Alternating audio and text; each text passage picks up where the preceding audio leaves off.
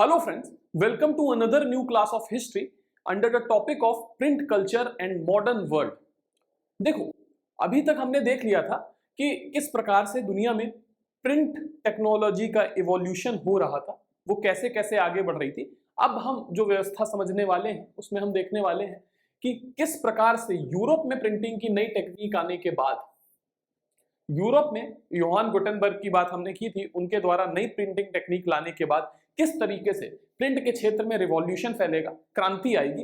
क्रांति मैंने पहले ही बताया, क्रांति का मतलब होता है व्यवस्था परिवर्तन, सिस्टम को पूरी तरीके से पलट देना। जैसे सिस्टम ऐसा है तो उसको ऐसा कर देना, थोड़ा बहुत चेंज नहीं, एकदम पलट देना। ठीक है, तो यहां पर ऐसा रिवॉल्यूशन होगा जहां पर प्रिंटिंग पूरी दुनिया में जानी ही नहीं जाती थी, वहां हर काम प्रिंट में होने लगेगा, यानी कि क्रांति, व्यवस्था परिवर्तन, रिवॉल्यूशन। ठीक, और इस रिवॉल्यूशन का इंपैक्ट क्या होगा दुनिया में, ये पूरी चीजें हमको समझने की कोशिश करनी पड़ेगी। तो अब हम समझने की कोशिश करें कि ये प्रिंट रिवॉल्यूशन था क्या।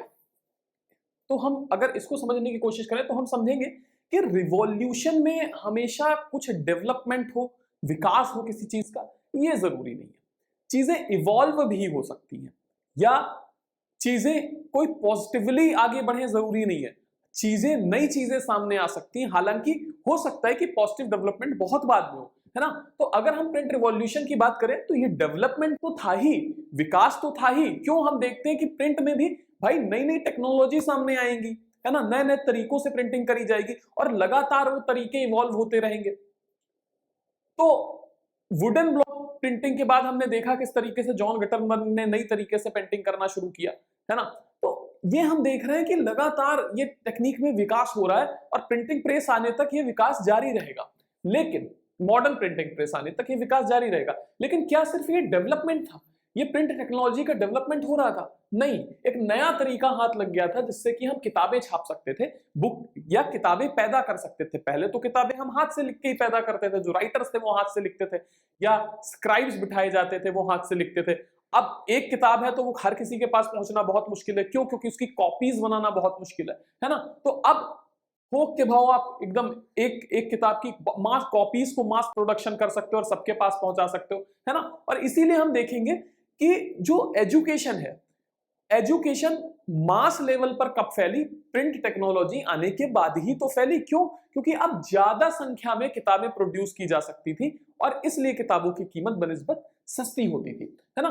तो अब ये सिर्फ डेवलपमेंट नहीं था, ये एक नया तरीका था बुक को प्रोड्यूस करने का, जो लोगों के जीवन को भी बदलने वाला था। क्योंकि अब एजुकेशन सस्ती होगी इसकी वजह से और लोग ज्यादा एजुकेटेड होंगे, है ना। यानी कि जो इंफॉर्मेशन है और नॉलेज है उसके बीच का रिलेशन अब बदलने वाला था।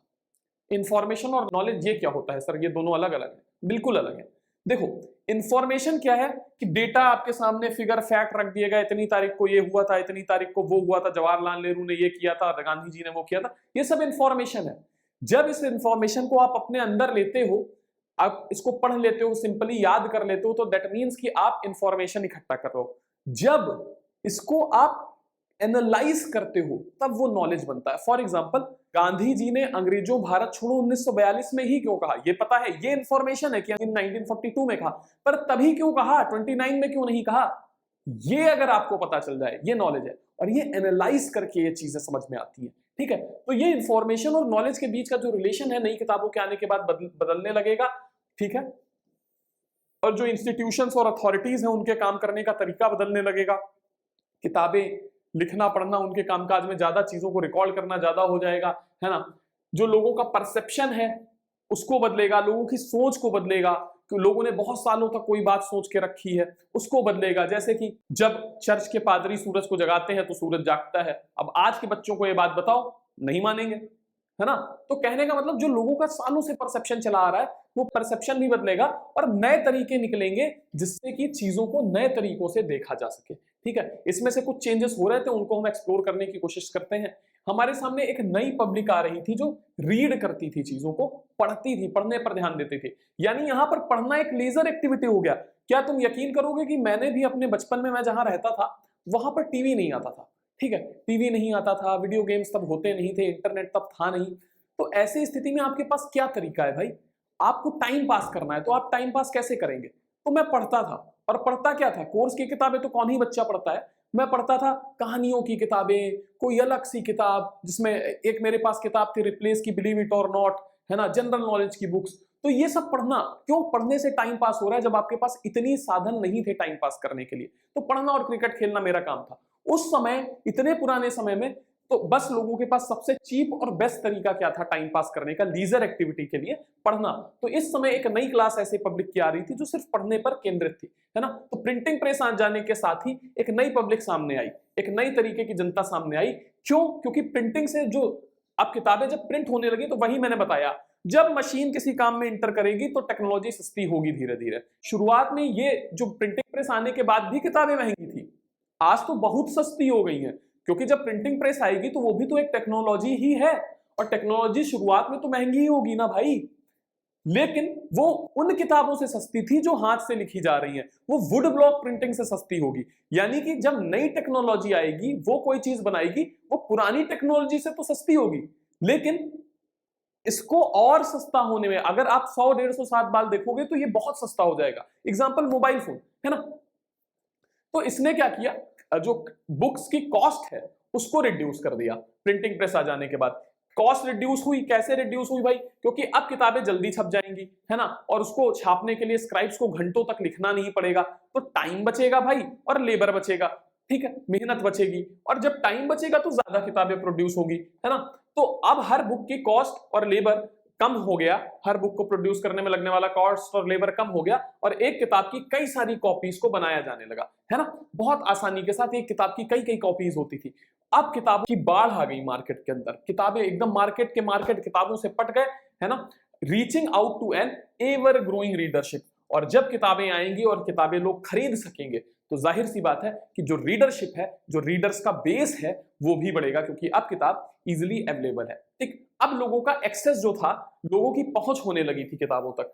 तो लोगों की जो इस पहुंच ने एक नया कल्चर, एक नई संस्कृति क्रिएट करी, जहां पर लोग पढ़ने लिखने में बहुत भरोसा करने लगे, उनको ये चीजें अच्छी लगने लगी। शुरुआत में पढ़ना सिर्फ एलिट्स का काम माना जाता था, एलिट्स का, क्योंकि किताबें महंगी भी तो होती थी ना भाई। तो जो अमीर आदमी है उसी के वश में ये सारी चीजें हैं। लेकिन अब चूंकि किताबों की कॉस्ट कम हो गई, तो पढ़ना लिखना अब गरीबों का भी काम माना जाने लगा। जो कॉमन पीपल थे, जो कि एक ऐसे वर्ल्ड में रहते थे जहां पर ओरली चीजों को पास ऑन किया जाता था। फॉर एग्जाम्पल, जैसे हम ये जानते हैं कि भाई जो हमारे वेद हैं या हमारे पुराण हैं, ये लंबे समय तक लिखे नहीं गए। क्यों? क्योंकि टेक्नोलॉजी नहीं थी ना, प्रिंटिंग टेक्नोलॉजी नहीं थी। अगर एक दो जगह कहीं लिख दिया गया तो भी वो डिस्ट्रॉय होते चले गए।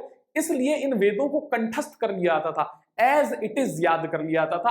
आसान भाषा में कहें तो रट्टा मार लिया जाता था। पूरे पूरे किताबें, पूरे पूरे वेद, पूरी पूरी इतनी मोटी मोटी किताबें रट ली जाती थी, और जनरेशन बाय जनरेशन ये इसी तरीके से पास होती आई हैं, है ना। तो उस पूरी दुनिया में ऐसा चल रहा था। तो या फिर जैसे मान लो कि बाबर ने कहीं अटैक किया, मान लेते हैं बाबर ने जयपुर में कहीं अटैक किया, तो अब जयपुर में बाबर की क्रूरता की कहानी अगर हमको सुननी है, तो जयपुर के लोग लोकली ये कहानी बताते हैं अपने बच्चों को कि एक बाबर आया था, फिर उसके बच्चों को, फिर उसके बच्चों को, फिर उसके बच्चों को, और ऐसे करते करते आज। तो इससे क्या होता है, चीजें एक तो डिस्टॉर्ट भी हो जाती हैं, असल बात काफी डिस्टॉर्ट होके सामने आती है ना। और ये ओरल कल्चर पर रिलाई करते हैं, तो उसका कोई प्रूफ होने के भी लोग कहते हैं अरे ये तो झूठी बातें हैं, बाबर ने तो कभी ऐसा किया ही नहीं, है ना। तो इस तरीके की चीजें सामने आती है। लेकिन यानी कि अब जो दुनिया सिर्फ ओरल कल्चर पर डिपेंडेंट थी, वर्बली चीजों को पास ऑन करती थी, अब उनके पास किताबें थी लिखने और पढ़ने के लिए, है ना।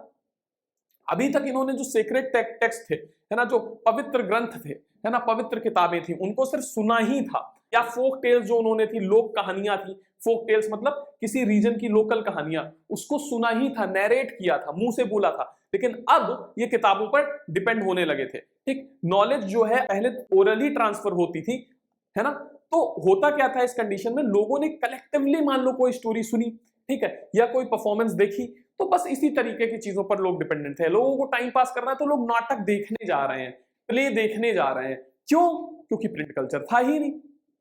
अब वो चीज लोग खुद पढ़ सकते हैं। हालांकि ये सारी चीजें हमने पहले भी देखी हैं कि उन्होंने सिर्फ किताब को इंडिविजुअली नहीं पढ़ा, है ना, सिर्फ उन्होंने किताब को ही नहीं पढ़ा।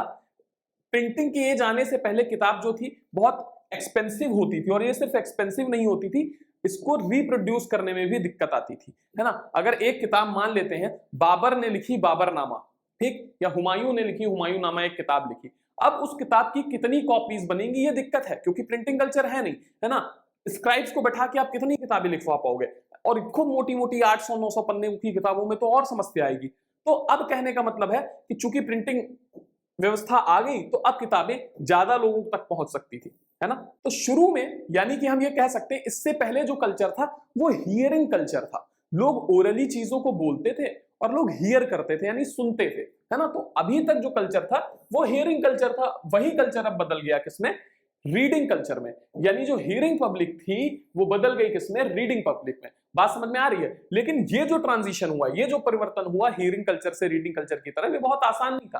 किताबों को books could be read only by the literate, सिर्फ जो पढ़े लिखे। अब यहां पर भी एक समस्या थी कि जो व्यक्ति पढ़ा लिखा है, जो पढ़ना लिखना जानता है, वही तो किताबों को पढ़ पाएगा। और इन पढ़े लिखों की संख्या टोटल पॉपुलेशन में कितनी थी, ये भी ध्यान देने योग्य बात है ना। तो ज्यादातर कंट्रीज में जो रेट ऑफ लिटरेसी था वो बहुत कम था। 20th सेंचुरी तक ज्यादा लोग लिटरेट ही नहीं थे, जो लिटरेट थे बस वही किताब पढ़ पाते थे।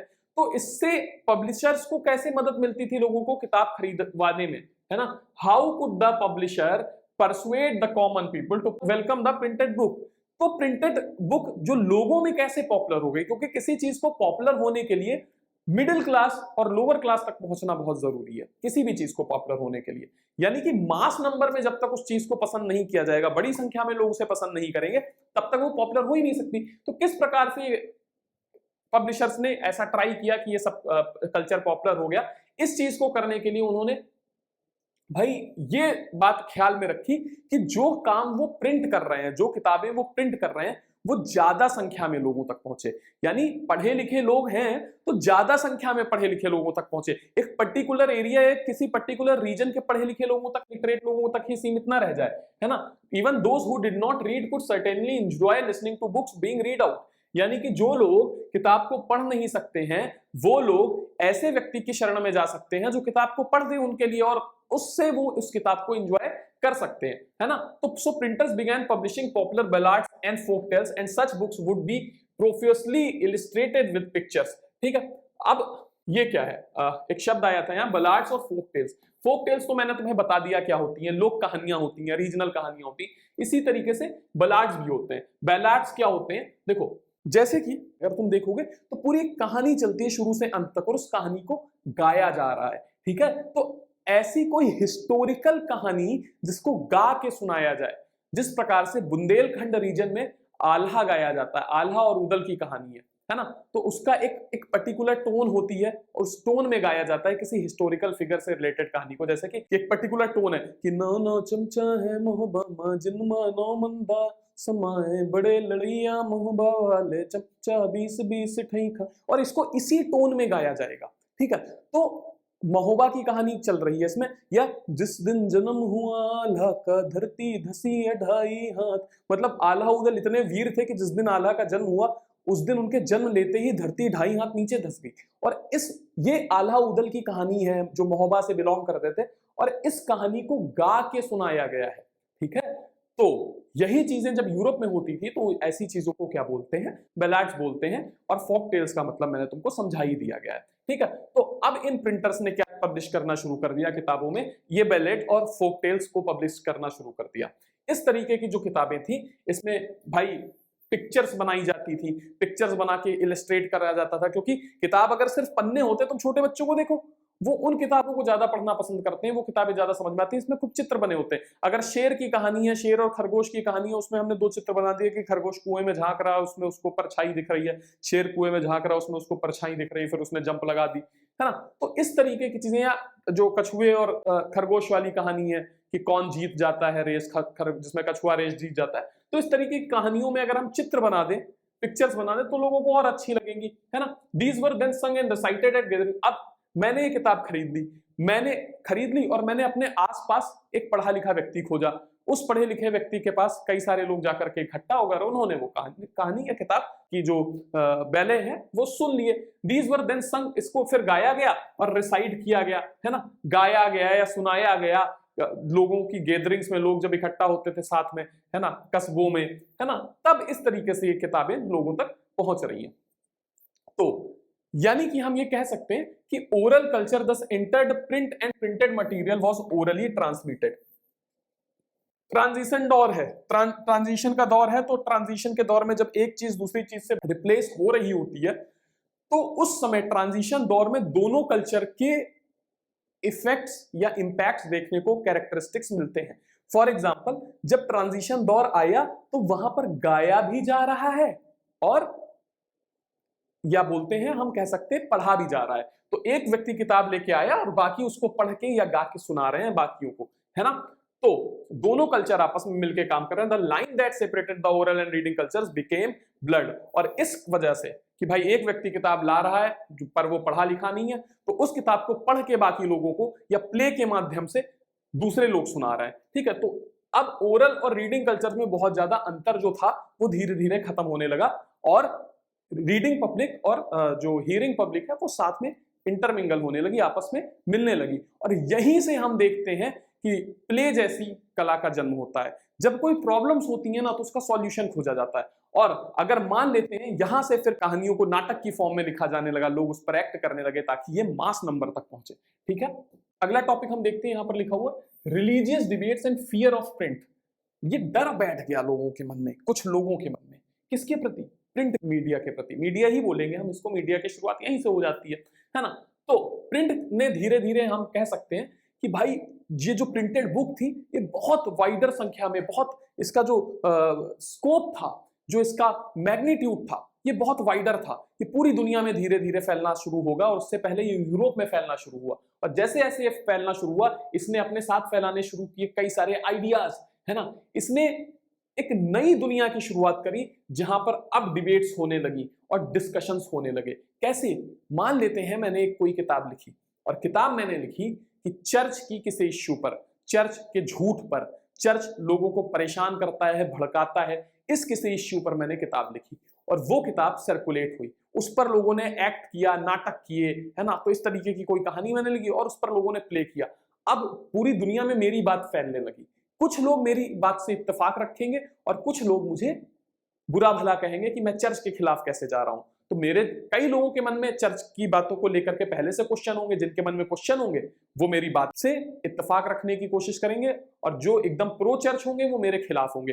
तो उन लोगों के बीच में अब डिबेट और डिस्कशन शुरू होंगे, है ना। तो ऐसे जब नए आइडियाज किताबों के थ्रू फैलने लगे तो लोगों के बीच में डिबेट और डिस्कशन का कल्चर शुरू हुआ, है ना। यहां तक कि वो लोग जो डिसएग्री करते थे, है ना, डिसएग्री करते थे एस्टेब्लिश अथॉरिटी के साथ, वो अपने आइडियाज को प्रिंट कर सकते हैं, सर्कुलेट कर सकते हैं। मतलब क्या है इसका? मतलब क्या है भाई? हमको पता है यूरोप के ज्यादातर देशों में उस समय मोनार्की थी, राज व्यवस्था थी, राजा का बेटा ही राजा बनेगा, हायरार्कल रूल था, फ्रीडम का गला घोटा जाता था, इक्वालिटी का गला घोटा जाता था। फ्रेंच रिवॉल्यूशन में हमने पढ़ा कि फ्रांस में 3 स्टेट्स थी, है ना, 3 क्लासेस थी जिनको 3 स्टेट्स बोला जाता था फ्रेंच सोसाइटी की। तो मतलब आप समझ पा रहे हैं क्या हो रहा है? उनके खिलाफ पब्लिक में गुस्सा होता था। वो राजा बहुत ज्यादा टैक्स लेता था, पब्लिक में गुस्सा होता था, पर पब्लिक को लगता था ठीक ही है, हम लोग तो ऐसे पैदा ही हुए हैं, हमारे तो भाग्य में ही यही है। चर्च क्या करता था? चर्च, आप ज्यादा जाओगे, दान पुण्य करोगे तो आपके पाप धुलेंगे। आप, चर्च कहता था कि ह्यूमंस जो हैं दे ऑल आर सिनर्स, वो सब पापी हैं और उनके पाप को खत्म करने के लिए चर्च है। और चर्च एक सर्टिफिकेट इश्यू करता था। वो सर्टिफिकेट आप पैसा देके ले सकते थे। अगर आपने वो सर्टिफिकेट खरीद लिया तो आपके पाप धुल गए। एक समय ऐसा आया कि चर्च के बाहर टेबल लगाने लगा और वहां पर सर्टिफिकेट बिकने लगे। यानी आप पाप करो और फिर आप जाकर के वो सर्टिफिकेट खरीद लो, आपके पाप धुल जाएंगे। तो कुछ लोग इस चीजों को करते होंगे अंधविश्वास में एकदम अंधे होकर, और कुछ लोग इस पर क्वेश्चन करते होंगे। तो जो लोग इस पर क्वेश्चन करते होंगे वो अब अपने आइडियाज को लिखने लगे, या डेमोक्रेसी का आइडिया या इक्वालिटी का आइडिया, फ्रेंच रिवॉल्यूशन में जितनी चीजें आई वो सारे आइडियाज लोग लिखने लगे। और जब वो आइडियाज लिखने लगे तो वो आइडिया प्रिंट होने लगे, सर्कुलेट होने लगे, पूरी दुनिया में फैलने लगे। और ये जो प्रिंटेड मैसेज थे, ये जब लोगों तक पहुंचते थे प्लेस के थ्रू या डायरेक्ट लोग पढ़ते थे, तो ये लोगों को मजबूर करते थे दूसरी तरीके से सोचने के लिए। यानी अभी तक वो जिस अथॉरिटी के फेवर में सोच रहे, क्योंकि चर्च और जो बाकी राजा की अथॉरिटी थी वो लोगों को ये सोचने पर मजबूर करती थी। हाँ, सोसाइटी में first state, third, second state और थर्ड स्टेट है, जिसमें से सिर्फ थर्ड स्टेट को टैक्स देना है, सोसाइटी में चर्च सबसे पावरफुल है, राजा सबसे पावरफुल है, आपको इसकी बात माननी है, तो स्टैब्लिश अथॉरिटी कौन है? राजा और चर्च। तो लोग इनके हिसाब से ही मानते थे कि हाँ ठीक है, लेकिन जब लोगों तक दूसरी बातें पहुंची, दूसरा पॉइंट ऑफ व्यू पहुंचा, तो लोगों ने दूसरी तरीके से सोचना शुरू किया। लोगों ने चर्च के खिलाफ सवाल उठाना शुरू किया, लोगों ने राजा की तानाशाही पर सवाल उठाना शुरू किया, है ना। और इसी वजह से हम देखते हैं कि लोग एक्ट करने पर मजबूर हुए। फिर लोगों ने रिवॉल्यूशन कर दिया। फ्रेंच रिवॉल्यूशन में याद करो, बास्टील की जेल को गिरा दिया गया था, जो बेस्टाइल की जेल थी उसका पतन हो चुका था, है ना। अमेरिकन रिवॉल्यूशन बाद में हुआ। तो लोगों के अंदर जो इक्वालिटी का विचार आ रहा है, धीरे धीरे लोगों के अंदर जो फ्रीडम का विचार आ रहा है, वो कैसे आ रहा है? इन किताबों से आ रहा है, और इस पर ये लोग एक्ट कर रहे हैं। तो इसने लोगों की जिंदगी के अलग अलग पक्षों पर बहुत असर डाला और लोगों की जिंदगी धीरे धीरे बदलना शुरू हुई। हर अब देखो, कुछ लोगों को ये बात पसंद आएगी और कुछ लोगों को पसंद नहीं आएगी। किसको नहीं पसंद आएगी? इसी चर्च को और इसी राजा को, इन्हीं इस्टेब्लिश्ड अथॉरिटीज को। ये अथॉरिटीज जो स्थापित हो चुकी हैं, ये अथॉरिटीज जो आज तक लोगों से जो कहती थी लोग वैसे ही करते थे। तो क्या लोग अब इनके खिलाफ हो रहे हैं इन किताबों की वजह से? तो क्या इनको ये बात पसंद आएगी? चर्च को ये बात पसंद आएगी? राजा को ये बात पसंद आएगी? ये प्रिंट कल्चर को पसंद करेंगे? नहीं पसंद करेंगे, ठीक है। और कुछ लोग तो इसको पसंद नहीं करेंगे और कुछ लोगों को डर पैदा होगा कि लोग हमारे खिलाफ खड़े हो रहे हैं, हमारे पापों का घड़ा भर चुका है। कुछ लोगों के मन में डर पैदा होगा और कुछ लोगों को शंका होगी कि भाई, शंका किस बारे में होगी? Because of the effects that the easier access to the printed world and the wider circulation of the book could have on people's mind. लोगों को लगेगा कि भाई किताबें इतनी सस्ती हैं, लोगों की आसानी से उन तक पहुंच हो रही है, और अब उस पहुंच का इस्तेमाल करके लोग हमारे खिलाफ खड़े हो रहे हैं। तो इस एक्सेस के प्रति, जो किताबों के प्रति हो रहा है लोगों का, इजिली किताबें उनके हाथ में आ रही है, उसके खिलाफ इनके मन में शंकाएं आएंगी। उनके मन में डर आएगा कि अगर इन चीजों को, किताबों के प्रिंटिंग कल्चर पर कंट्रोल नहीं किया, तो ये जो विद्रोही हैं, ये जो रिबिलियंस हैं, ठीक है, और ये इररिलीजियस लोग जो हैं, लोग इररिलीजियस होते जा रहे हैं, क्योंकि चर्च कह रहा है जो बात, लोग उसके खिलाफ क्वेश्चन कर रहे हैं। चर्च कह रहा है कि मनुष्य सिनर है, मनुष्य कह रहे हैं कि हम कहां सिनर है, तुम कह दोगे तो हम सिनर हो जाएंगे क्या? ईश्वर को अगर ऐसा ही करना होता तो हमको पापी बनाते ही क्यों? उन्होंने कहा कि धरती चपटी है, इन्होंने कहा कि नहीं, धरती चपटी कैसी है, धरती तो गोल है। गैलीलियो आया, गैलीलियो के विचार फैले, कोपरनिकस आया, कोपरनिकस के विचार फैले। तो चर्च को लगने लगा ये लोग धर्म के खिलाफ जा रहे हैं, ये इररिलीजियस हो रहे हैं, विद्रोह कर रहे हैं हमारी मान्यताओं के प्रति, हमने जो बातें कही हैं उनके प्रति, है ना। तो चर्च को या राजा को ये डर लगने लगा कि ये विचार फैलेंगे, और अगर ऐसा हुआ, ठीक है, if that happened the authority of valuable literature would be destroyed. तो अगर ऐसा हुआ तो जो वैल्यूएबल लिटरेचर है उसकी अथॉरिटी खत्म हो जाएगी। वैल्यूएबल लिटरेचर मतलब कि धार्मिक किताबें, ठीक है। तो धार्मिक किताबों में जो बात लिखी है, रिलीजियस बुक्स में जो बात लिखी है, लोग अभी तक उसी के हिसाब चल रहे थे, उसी के हिसाब से चर्च जाते थे, उसी के हिसाब से दान पुण्य करते थे, उसी के हिसाब से उन्होंने मान रखा था कि चर्च सबसे ऊंची अथॉरिटी है। इसलिए चर्च को राजा जब लैंड देता था, लैंड ग्रांट्स देता था, तो ये लोग कुछ नहीं बोलते थे। चर्च को कोई टैक्स नहीं देना पड़ता था तो ये लोग कुछ नहीं बोलते थे। पूरी संपत्ति पर चर्च ने कब्जा कर रखा था तो ये लोग कुछ नहीं बोलते थे। और अब इसी चर्च को लगने लगा कि अगर ये चीजें हो गई तो ये जो वैल्यूएबल लिटरेचर है, वैल्यूएबल लिटरेचर मतलब रिलीजियस टेक्स्ट है, इनकी अथॉरिटी धीरे धीरे खत्म हो जाएगी, ठीक है। तो ये दिक्कतें किसके द्वारा एक्सप्रेस की गई? भाई रिलीजियस अथॉरिटीज के द्वारा, है ना। जो धार्मिक अथॉरिटीज थी, जैसे पादरी यानी कि प्रीस्ट हुए, जो मोनार्क्स हुए यानी कि राजा महाराजा हुए, है ना, इंपेरर्स हुए, ठीक। और इसके साथ कई सारे राइटर्स और आर्टिस्ट भी, यानी कि जब नए राइटर्स आ रहे थे जो इन विचारों के खिलाफ बोल रहे थे, तो ऐसे लोग जो इन विचारों के पक्ष में थे और लिखना पढ़ना जानते थे, जो चर्च के पक्ष में थे, जो राजा के फेवर में थे और पुरानी चीजों को बनाए रखना चाहते थे, लोगों को मूर्ख बनाए रखना चाहते थे, वो लोग भी तो पढ़ना लिखना जानते हैं और वो लोग भी इस बारे में लिखेंगे, है ना। तो सिर्फ राजा और चर्च नहीं खिलाफ था, बल्कि कुछ राइटर्स और कुछ आर्टिस्ट भी इन लोगों के खिलाफ थे, जो नया कल्चर आ रहा था उसके खिलाफ थे। तो ये चिंता थी, ये चिंता धीरे धीरे और आगे बढ़ने लगी, और इसकी वजह से जो नया प्रिंटिंग लिटरेचर सामने आ रहा था उसका बहुत बड़ी मात्रा में विद्रोह शुरू हो गया, विरोध शुरू हो गया। तो अब हम इन्हीं चीजों को देखने की कोशिश करेंगे कि इसके इंपैक्ट क्या हुए लाइफ के अलग अलग स्फेयर्स पर, लाइफ के अलग अलग एस्पेक्ट्स पर, लाइफ के हर पहलू पर इसके इंपैक्ट्स क्या हुए, है ना, मॉडर्न यूरोप के अंदर। यानी कि, और वो पहलू क्या है? रिलीजन। सबसे पहले हमें सबसे इंपॉर्टेंट पहलू जो है कि प्रिंट कल्चर का रिलीजन पर क्या इंपैक्ट पड़ा, ये हम देखने वाले हैं। 1517 को एक रिलीजियस रिफॉर्मर थे जिनका नाम था मार्टिन लूथर किंग, है ना। तो मार्टिन लूथर किंग ने एक किताब लिखी, किताब का नाम था 95 theses criticising many of the practice and rituals of Roman Catholic church. जो किताब थी, इन्होंने 95 नाम की किताब लिखी थी। इन्होंने रोमन कैथोलिक चर्च की कई सारी रिचुअल्स को, कई सारी उनकी परंपराओं को क्रिटिसाइज किया, उसकी बुराई करी। मार्टिन लूथर किंग इतने नाराज क्यों हो गए थे? एक पिक्चर है मार्टिन लूथर किंग नाम से ही पिक्चर है। उस फिल्म में आप देखेंगे कि अचानक से बारिश हो रही होती है, thunder was like cracking down there, है ना, और रेन वाज कमिंग, और जो मार्टिन लूथर किंग थे वो अचानक से सड़क पर लेट गए और लेट करके वो कहते हैं कि no no no, please forgive me, please forgive me, I am a sinner, I will become a priest, please forgive me, please forgive me, I will become a priest, I am a sinner, मैं पापी हूं, मैं एक पादरी बन जाऊंगा, मुझे माफ कर दो। यानी रोमन कैथोलिक चर्च ने लोगों के दिमाग में इतना ये भर रखा था कि आप लोग पापी हैं, जरा सी भी दिक्कत, मतलब बारिश ये एक नेचुरल फिनोमेना है, ये भाई साहब उससे डर गए। और फिर जब उनको ज्ञान प्राप्त हुआ, उन्होंने बाकी की दुनिया देखी, तब उनको समझ में आया कि ये सब चर्च ने सिर्फ बकवास फैला रखी है, और इसके लिए इन्होंने किताब लिखी 95 नाम से। ठीक है, वो चर्च की इन्हीं प्रैक्टिसेस के खिलाफ थी। इसकी एक प्रिंटेड कॉपी जो थी that was posted on a church door in a Wittenberg, ये विटनबर्ग नामक जगह में चर्च के दरवाजे पर इस किताब को ला करके रख दिया। इसने चर्च की डिबेट, चर्च को चैलेंज किया कि वो डिबेट करें यहाँ करके, वो वाद विवाद करें यहाँ करके, उनके आइडियाज को चैलेंज किया और कहा, डिस्कशन के लिए इनवाइट किया। लूथर किंग की जो राइटिंग्स थी, है ना, वो धीरे धीरे बहुत बड़ी संख्या में रिप्रोड्यूस होने लगी और पूरी कंट्री में फैल गई, पूरे यूरोप भर में पढ़ी जाने लगी। इससे क्या हुआ, चर्च के अंदर एक डिवीजन पैदा हो गया।